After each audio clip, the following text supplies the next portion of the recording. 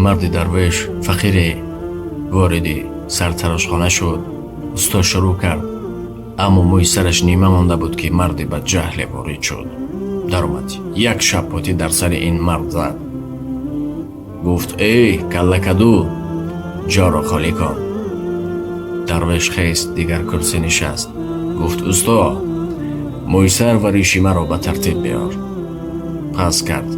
وقتی که تمام کرد به کوچه برآمد. ماشین با سرعت بلند آمد زد. این مرد در همانجا جان به حق سپارید.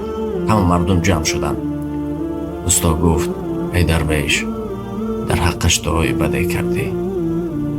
درویش گفت والله من قهر نکرده بودم و حتی حقم رو بخشیده بودم، اما کلکدو هم صاحب دارد. قهر صاحب کلکدو هم. دوستان، هیچ کس به صاحب نیست.